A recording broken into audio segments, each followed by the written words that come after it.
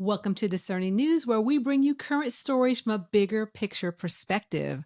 The purpose is to inspire clarity and enthusiasm for your unique journey. Well, hello, everyone. Here we are again, another round of news and discerning news. Round.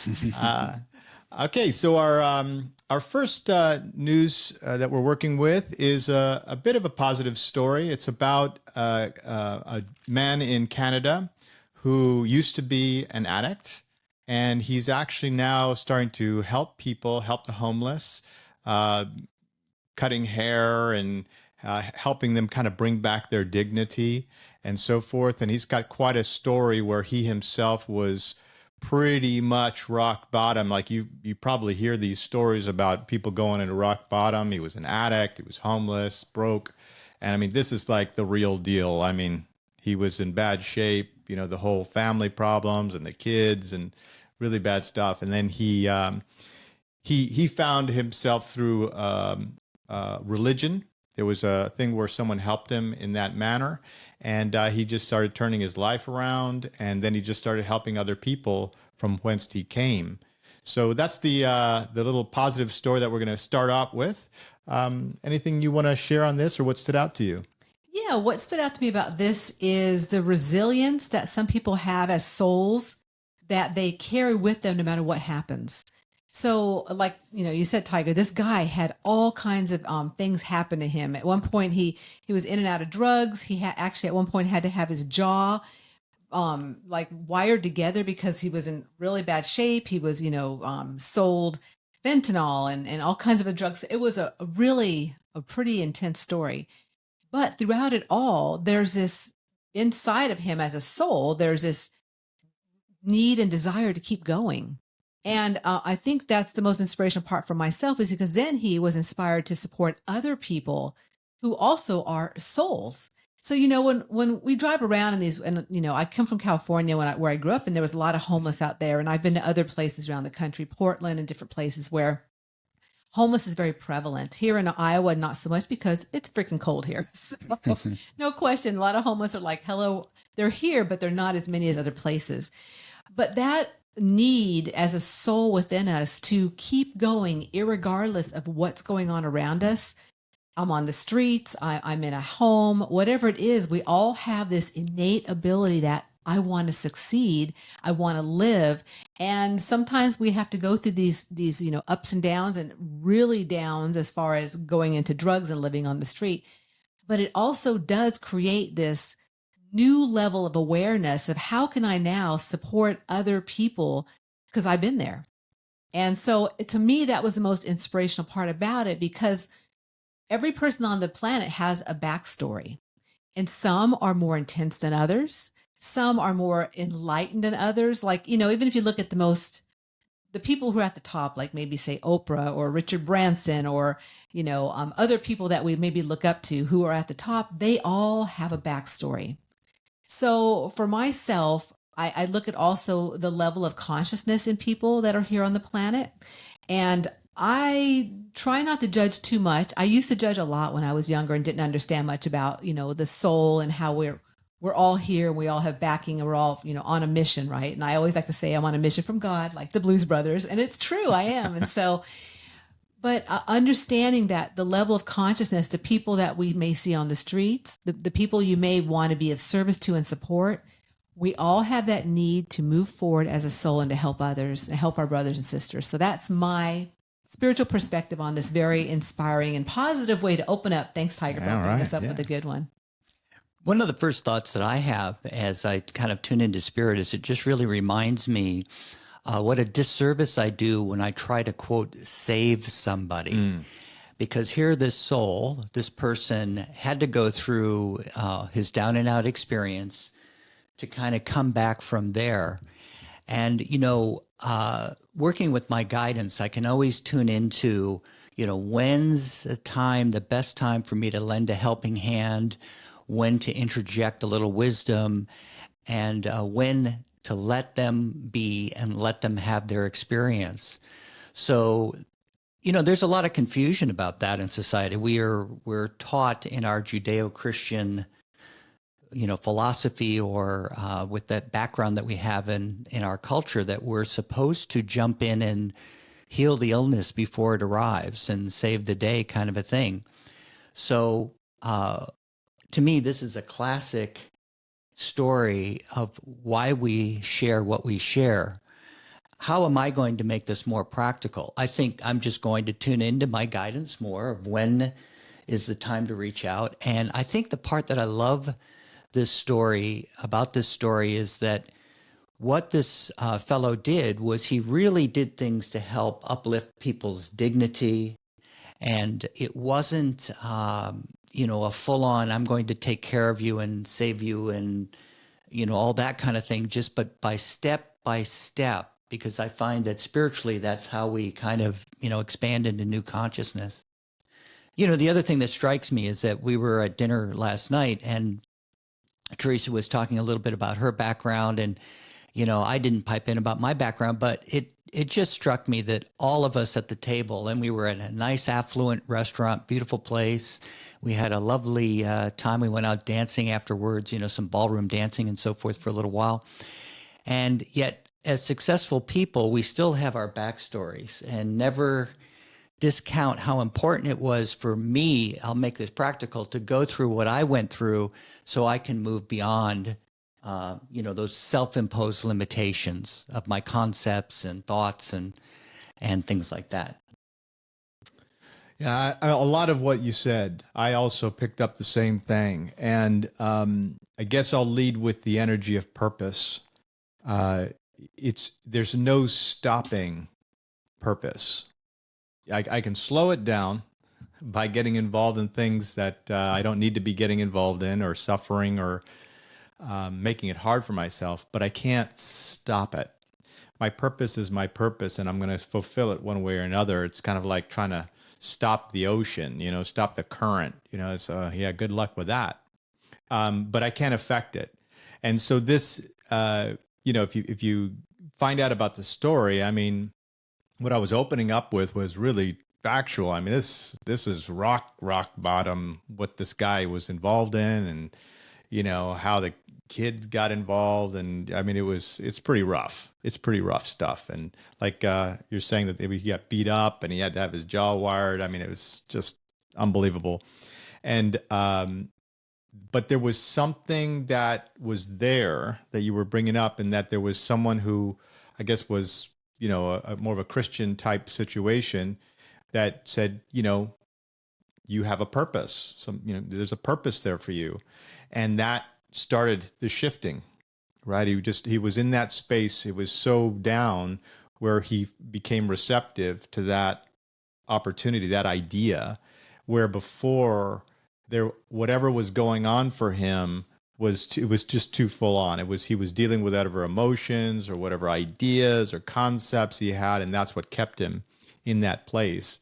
And then a little bit like once he got out and started getting himself going, he then had enough momentum to start helping other people.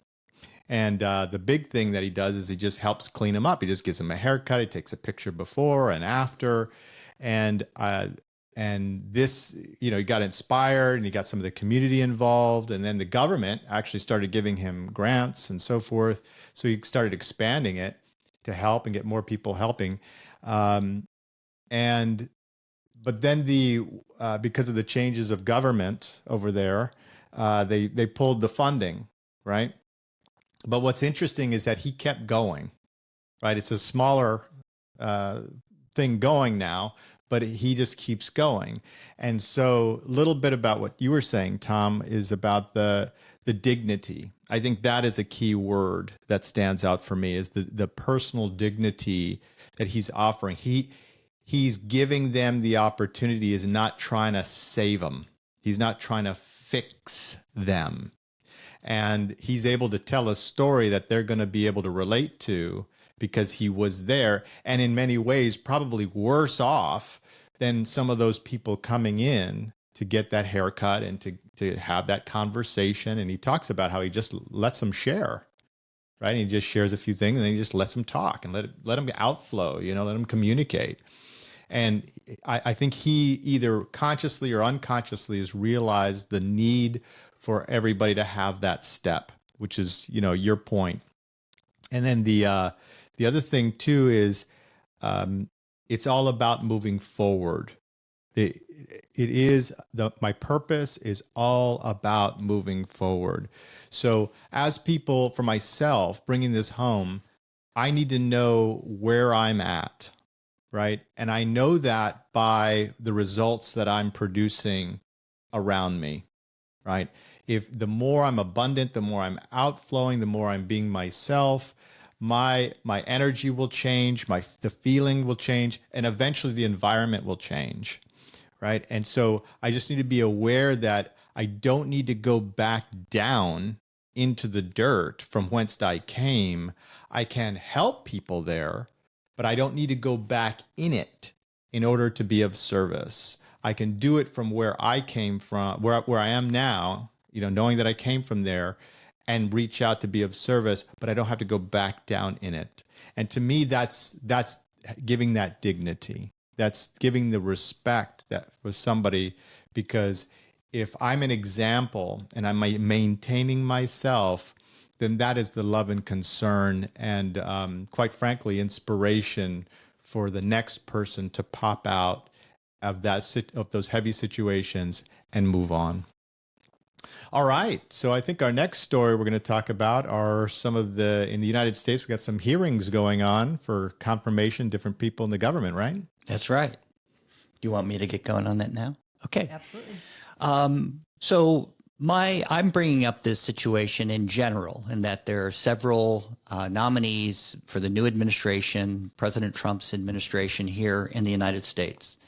And they're sitting in front of the Senate, and I'm just observing how the energy works. And one of the things that I wanted to share was I want to focus on the power of constructive thought and action, and versus playing to the fears and society's concepts. Like what I mean by society's concepts are intellectual assumptions.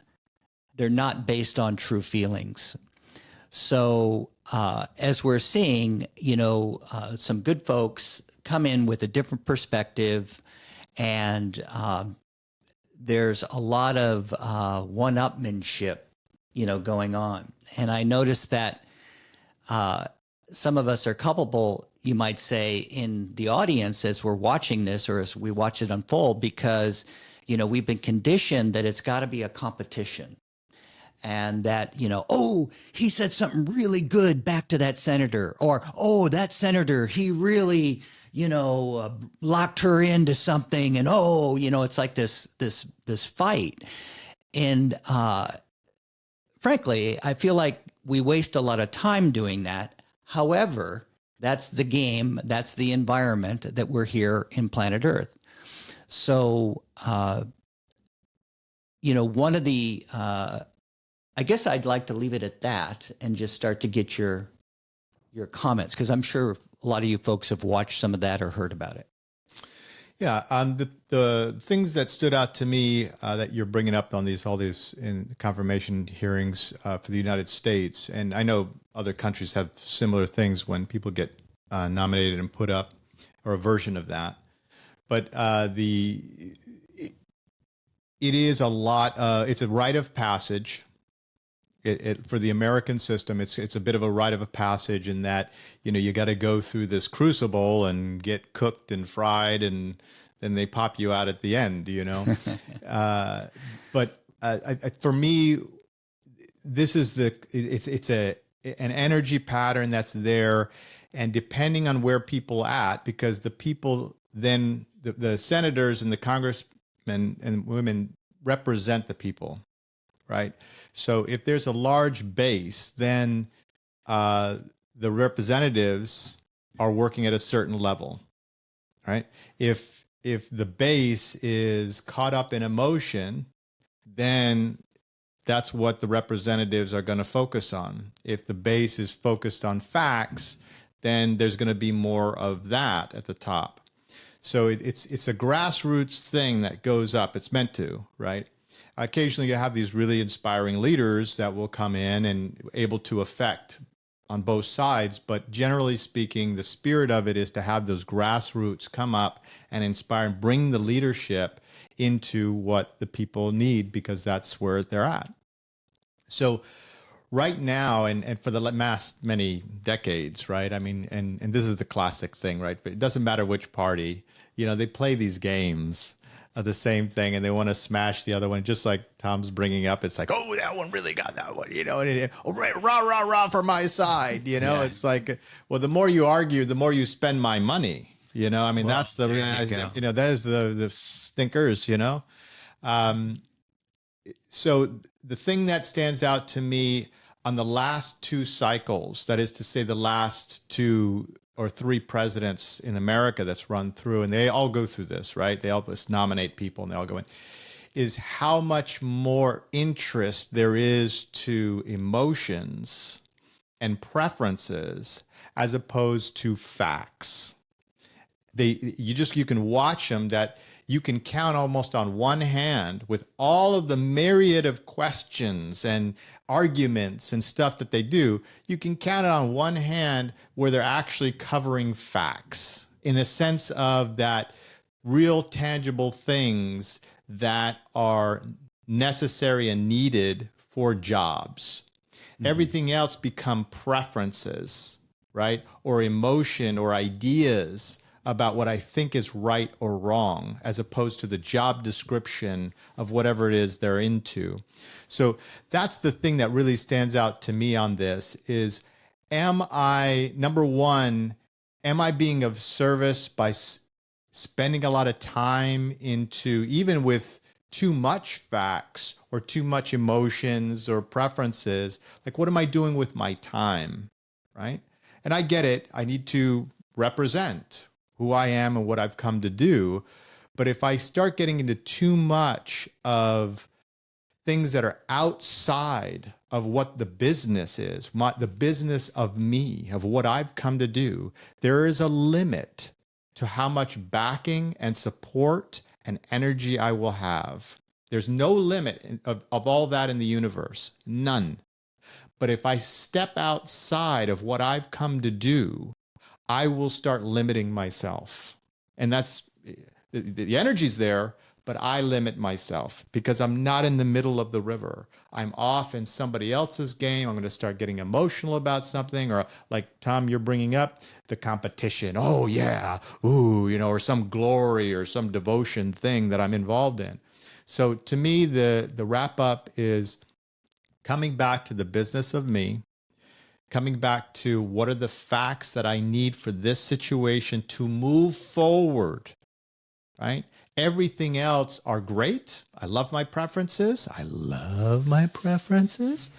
But you prefer them. I prefer my preferences. But I cannot allow that to become more important than what I've come to do in the facts of that matter. And if I let that happen, I'm going to limit myself, and then a bunch of confusion and lesser than and greater than and all that stuff moves in because it's filling the void. Right? So that's it. Working with the facts, working with the business of me.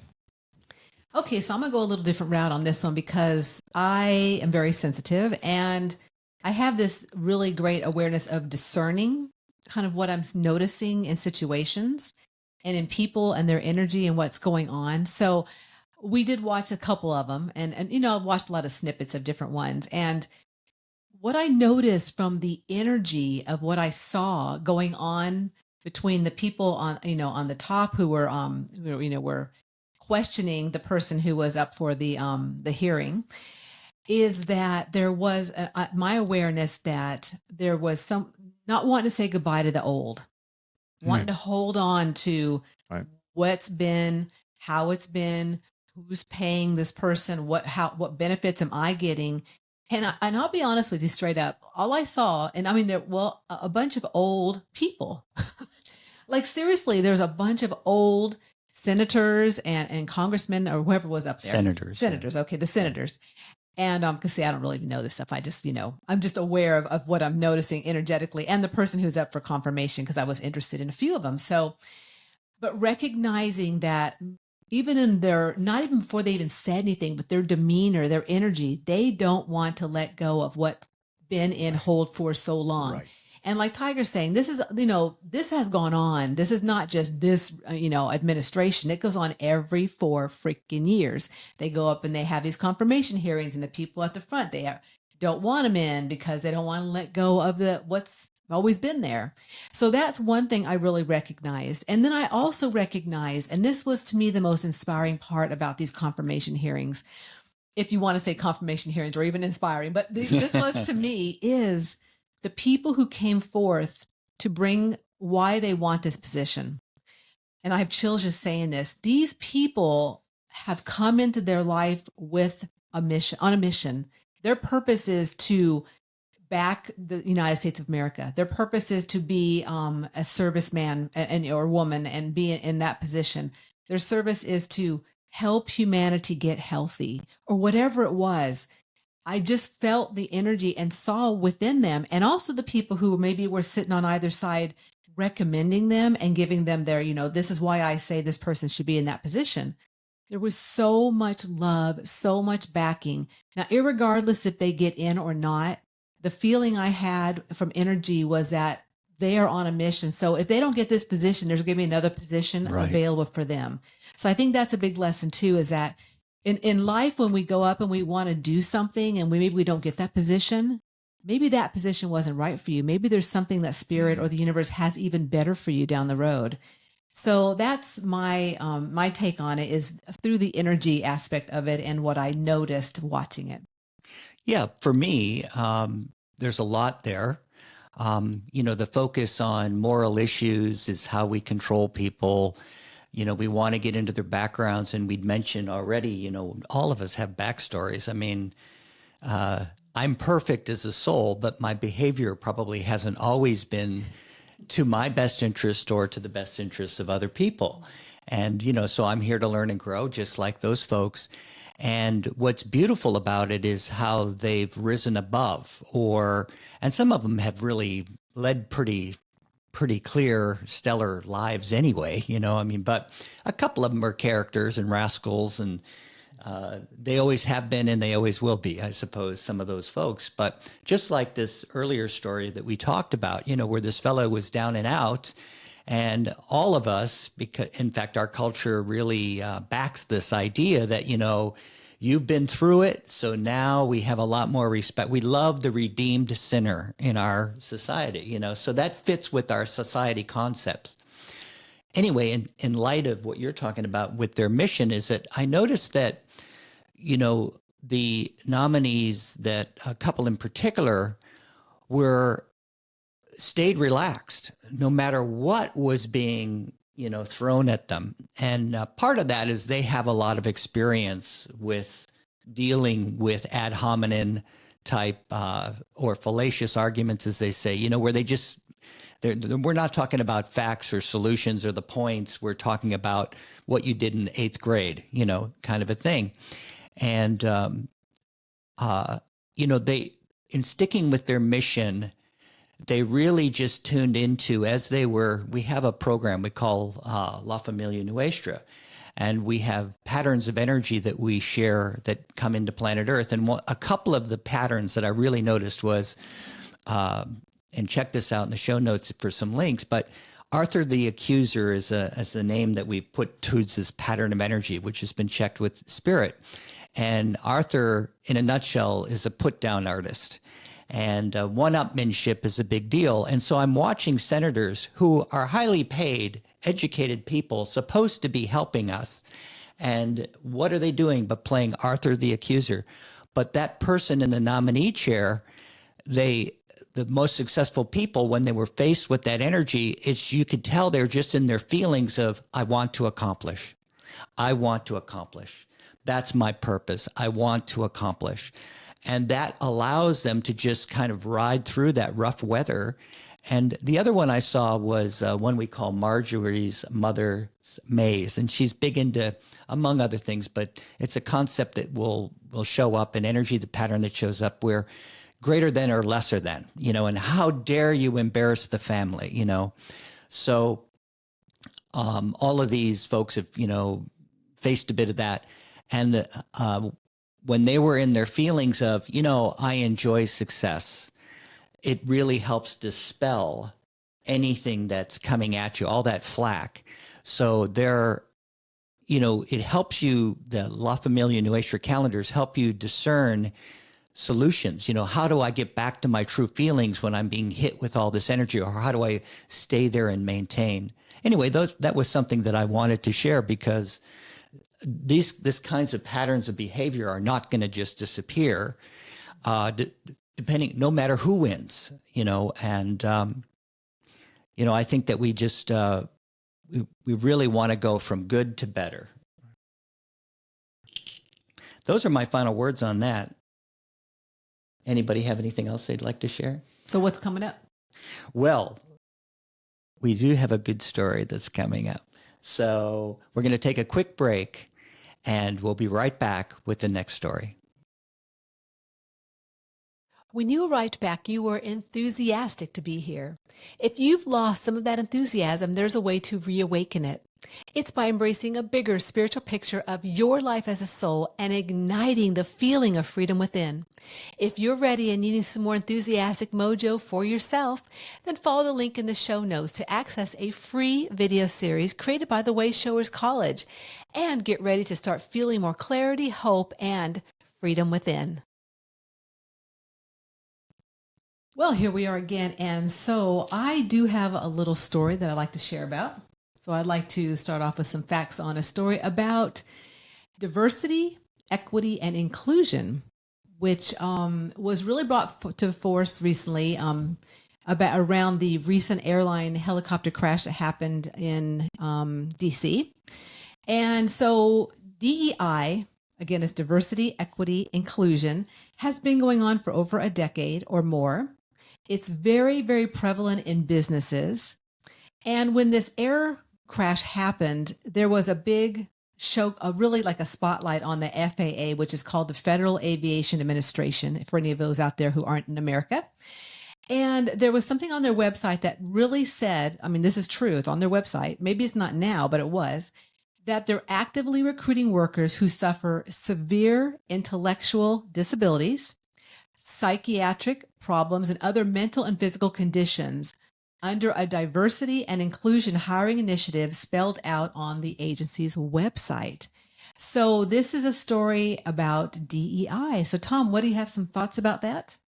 Well, yeah, I see it in business. And here's my bottom line thought is, I love it from one perspective, that it gives opportunity. And I've worked recently in a business opportunity where I saw some folks with some handicaps who did great jobs, and it really warmed my heart to see them being given opportunity and allowed to use their intellectual abilities, even though they had some physical handicaps. And I love it that we look for places for everybody. However, what I don't really relate to is sort of it being forced down our throats, or some overlord deciding that we should all be DEI right now, and fitting someone's definition of DEI rather than allowing it to flow naturally.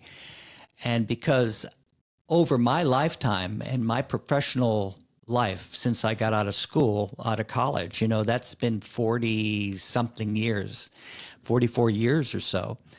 And there has been diversity in every role that I've been involved with. So I don't understand why there was a big need to all of a sudden legislate it, because I find that it was naturally occurring. And I always, I know not everybody's going to act perfectly in accordance with what their behavior won't, I won't relate to it, but it is a different world than it was 30 or 40 years ago in terms of business, and the drivers are different. And, I just see it, the positive aspects of giving opportunity, I see are taking place, and they have been taking place for decades.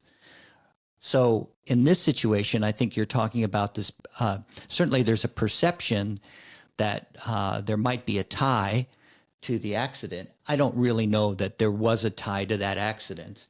However, it's a great time to talk about how things are forced upon us instead of letting society sort of evolve and letting me evolve with my thoughts and feelings about life and expansion as a soul.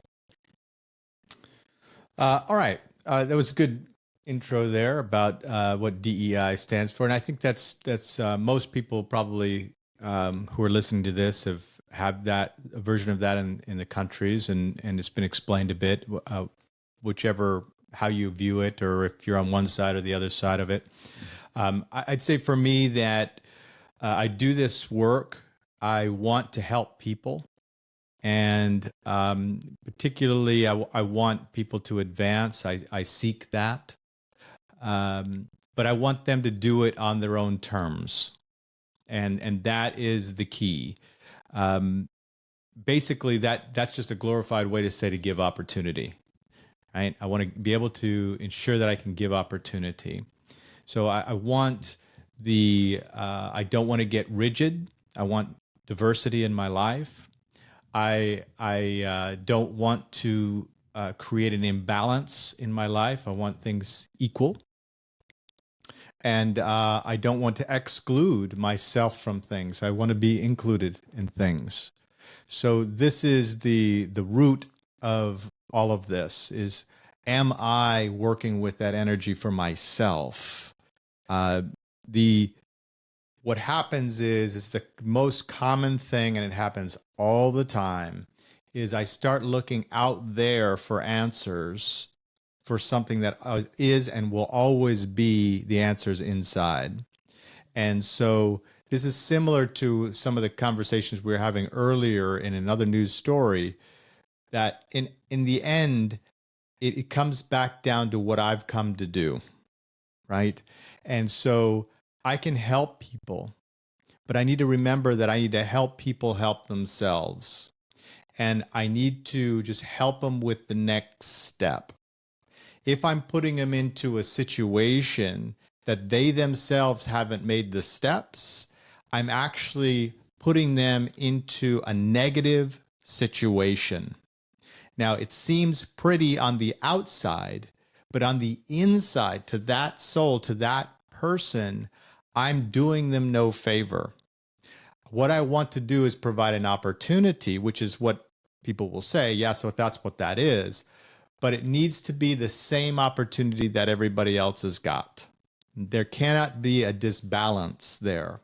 Otherwise, I put pressure on that soul. I put pressure on that person because I'm sorting them out from everybody else, right? I'm actually creating the separation.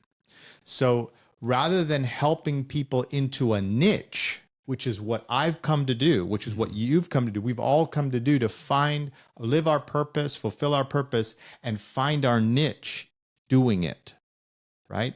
So that's that whole thing about, well, am I having truly more up days or down days, right? If I'm having more up days than down, then that's pretty good. You know, okay, all I need to do is refine it, right? I'm on my own steam. I'm handling my own energy. I'm doing things for myself. If I'm having more down days than up, then basically that means I need to move to the left or the right or up or down in my career and in my environment and with my relationships. So I find my niche, because it's in my niche and doing my purpose where I do my greatest works, right? So this energy, this is like a kind of a personal one for me, because my thrust in life is rallying the forces. So I'm like an inclusive guy, you know, this is what I want. But I've also learned the hard way that if I'm not helping people with their next step and letting them move forward, right, at their own steam, I let them climb the ladder, but I can help hold that ladder, right? I don't make a ladder just for them. I help hold the ladder, right? So it's not so shaky. I can do that. To me, that's support. But if I don't let them make the grade, then all I'm doing is forcing an energy on them, right? It's you're lesser, so I have to fix you. You're not as good, so I have to save you. And that is very negative. to the soul, very negative to the individual psyche. It may not be said, but that's how it will be experienced over the long term.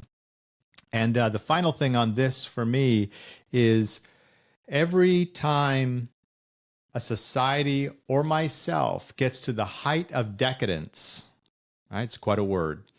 Then there's only one place to go, right? And that's to have to go back down to the fundamental. And creating these situations where this becomes more important than the job itself, Right. then that's the height of decadence. And that means there's only one place to go, right? Which is downhill, which is why, like Tom's bringing it up, like this latest, there was an accident in the aviation situation where they're saying, is this a cause of that? Meaning that people in those roles weren't really the very best people we could put in. Were they put in there because of a different, maybe they were the right skin color, or maybe they were the right gender, or maybe something like that, right? Now, that's probably not the case, but because it's a question mark now we're all having to talk about it, right? Right. And so that's the issue. So if I coming back full circle, if I come back to say, okay, what's my niche? I need to go find my niche, right? I'm perfect for what I've come to do. I'm not perfect for what you come to do, and you're not perfect for what I come to do, but I'm perfect for what I come to do. So all I need to do is start to find my niche. And the more I can do that, yes, with a little bit of backing and support every now and then, but really on my own steam, right? On my own energy. And the more I do that, the more power I have to fulfill what I've come to do. And so that's the bottom line for me, is that the more that people fulfill on what they've come to do, on their own power, with their own backing of spirit, with their own spiritual gifts that they have, the more they're going to fulfill that destiny without other things pushing on them. So that's it on me. That's on Tiger. So 2 bottom lines, and my line is next. Okay. The interesting part for myself with this, and I think why I chose this, is because I just went into the workforce after 30 years, right? So I've been at home working. Obviously, a lot of you guys know TNT SpiritWorks and doing spiritual stuff and etc. But I really didn't know what DEI even meant. So when this came up, it really, Tom laughs because, I'm one of these people, like, I just need to know what I need to know right now. And all the other stuff is just stuff I don't really need to be a part of. But it is good to be aware. So it was good that this story came up.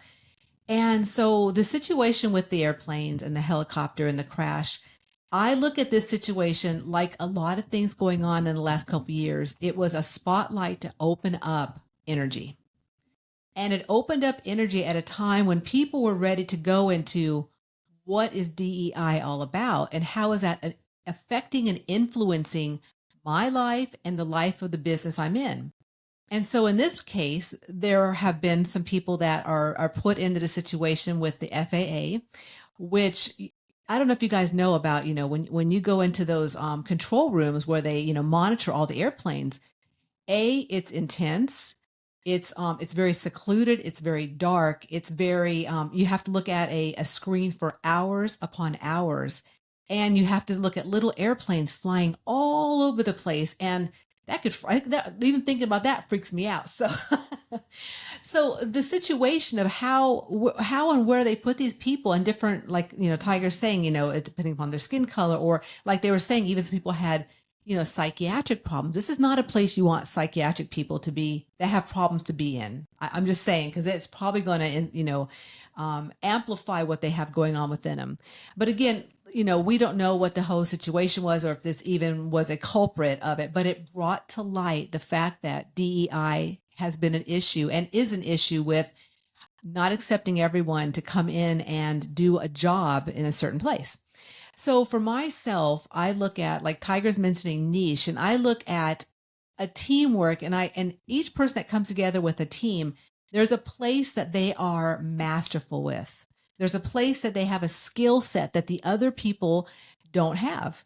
And so coming together as a team, it's where does my skill set or niche come into play? what's the perfect place for me? So like if I was going to FAA, I'd say, my perfect place probably isn't in the control room. I might be good on the phones. I might be good as a greeter, but not in front of those monitors. That was not where my skill set is. And so really recognizing that we all have these skill sets, and where is your placement in the whole situation, to me, is what really brought to light. And of course, places there's some errors that have gone on as far as maybe bringing in people that aren't in the right place. So that's what I want to really share about, is the energy of and the diversity, which is beautifully in the word diversity, of each person. Where do they go in certain placements, especially as a team unit in a business, and not excluding anyone else, because everyone can play a role. And one last thing I do want to mention: recently I was in a Hy-Vee, which is a grocery store here in the Midwest. And I was looking for something, and I was at front of a row, and I was just looking around this. I heard a voice say, "Can I help you? What are you looking for?" And I was like, "What the?" I looked down. There's a lady in a wheelchair who is not speaking to me, but she's speaking to me through her electronic voice. I was like, "Holy crap! This is diversity. This is DEI right there." But she, she's doing a job. It's what she can do, and it was wonderful. So I am all about being diverse and having people put in different places, but in other places, like if there's somewhere where they're maybe not needed, it's important that they're recognized where they need to be and not be. So, Can I weigh in on this a little bit more? of course you can, Tom. Tiger reminded me of something. My thrust is to be happy and free.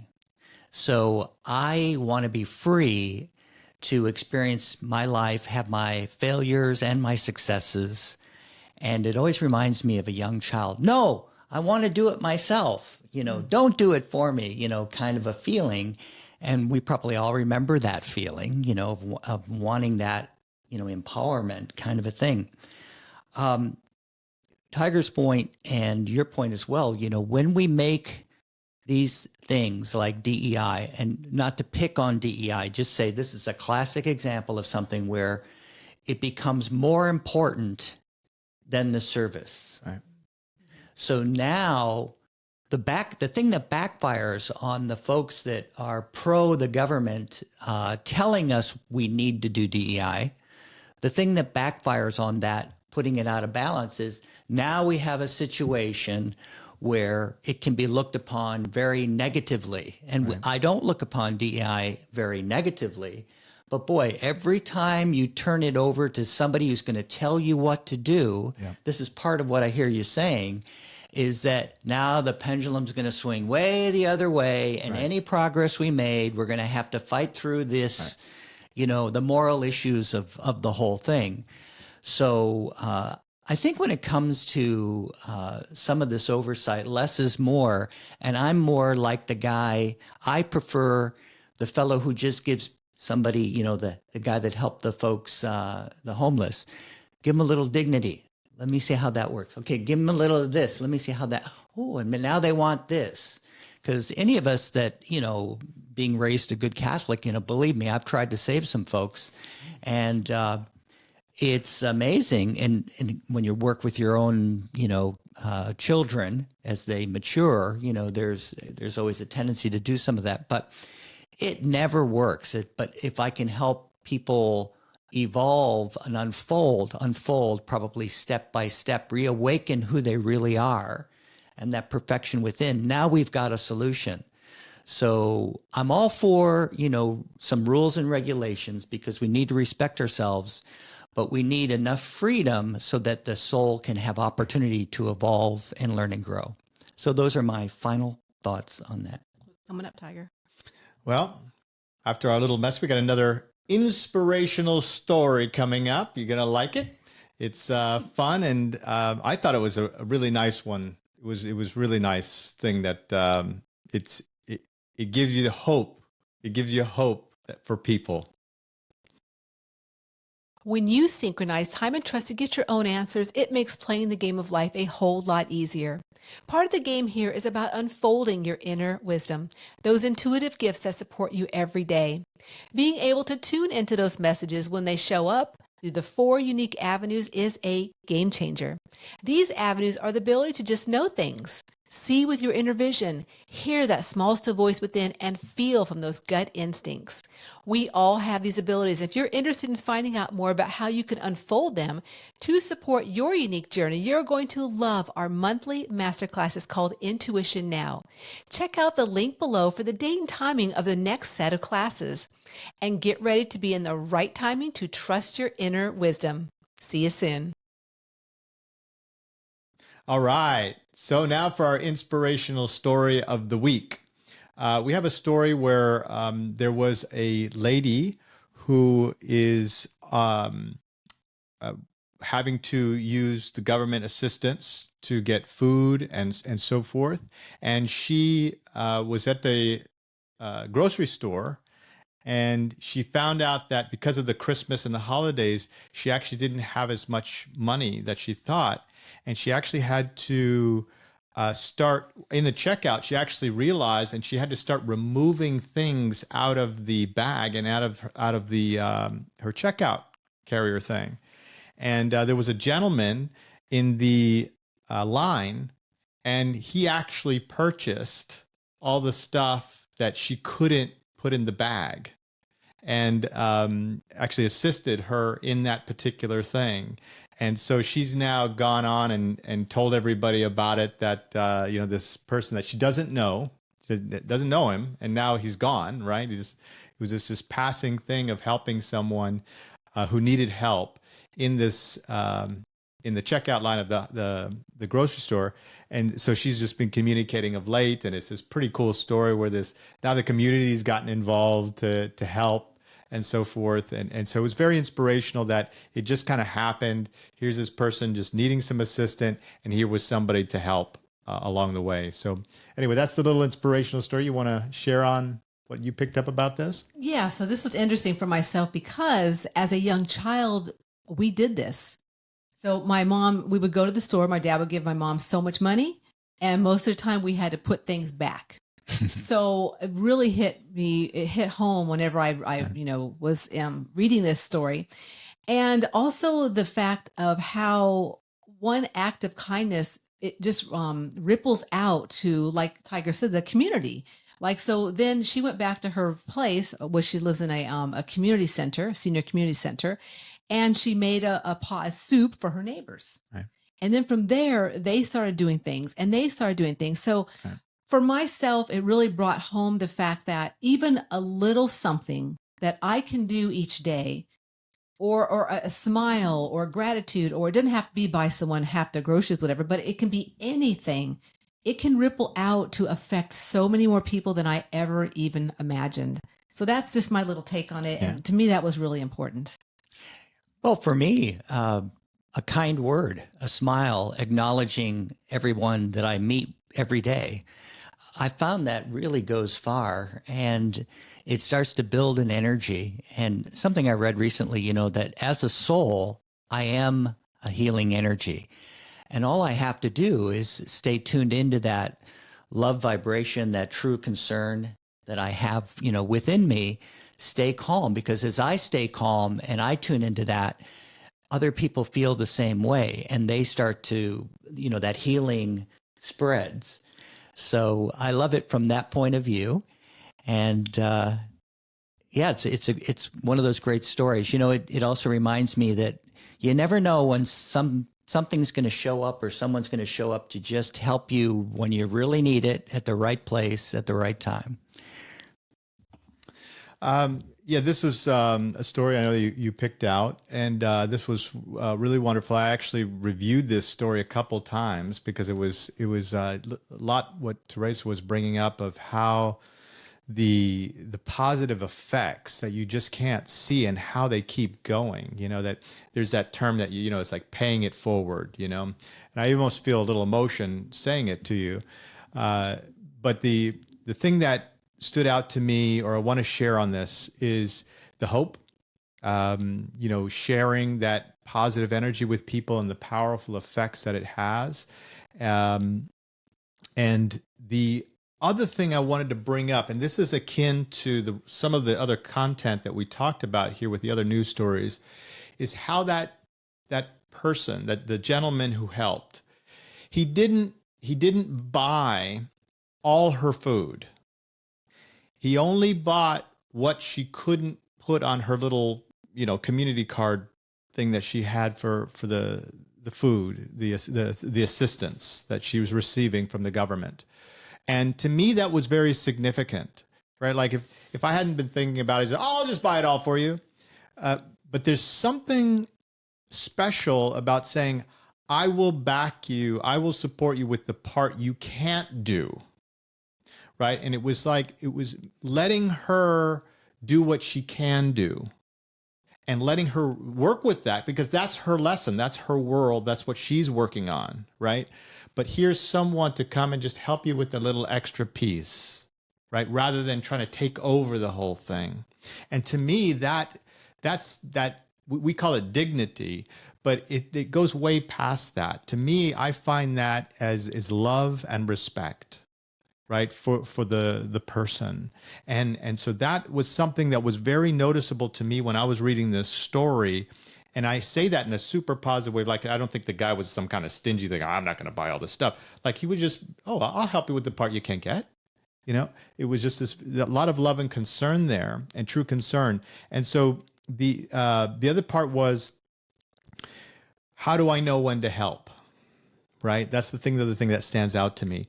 And my those that have come before me and before us in these spiritual work that we do and helping people, personal development, one of the things they talk about is, how do I know when to help? I know when to help because I feel it, right?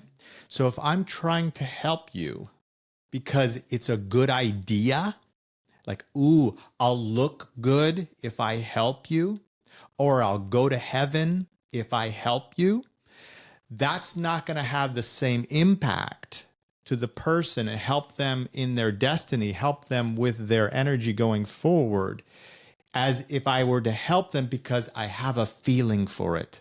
I'm in the moment and I feel like helping. I have the resources. I'll help you a little bit. That has this echo, as we say spiritually, it's an echo that goes way out there. And the person feels that, right? If someone's helping because they think they're supposed to help, it doesn't come across the same. I know for myself, when I've been down and someone's helped me because they're going to help me because they're supposed to help me, I immediately feel that. It's like it's not as great. But when someone helps me, like they genuinely want to help me, then it's like, wow, I really feel that too. Like, that's really powerful. So to me, that knowing when to help is when I feel it.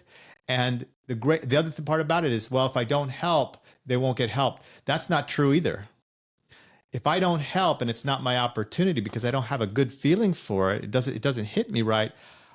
Me going through the machinations of should I help? I'm in the way. I'm in the way of someone else who has the feeling to help. Get the hell out, Tiger, get out of the way. Let somebody else help, right? So that's the other thing that stood out to me.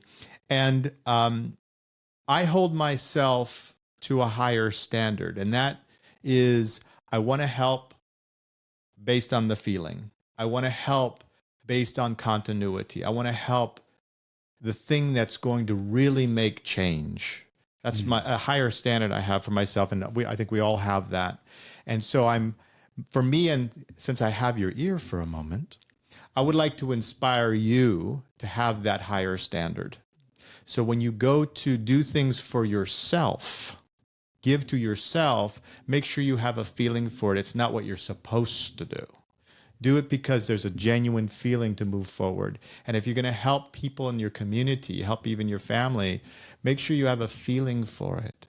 And if you don't have a feeling for it, find out where you do have a feeling for it. What do you have a feeling for, and help in that area? And that becomes powerful. So to me, this is a very inspirational story. I was moved by it. Thank you for bringing it up. And, help people help themselves. Well said, well said, well said. Well, that was another episode of Spiritual Perspective, Discerning News. And we hope that you enjoyed our rendition and review of the previous week's episodes of things that we found out going on in the world and how you can look at them in a spiritual perspective. So until next week, guys, see you soon. To keep the enthusiasm going, please like, subscribe, or comment below. We would love to hear from you.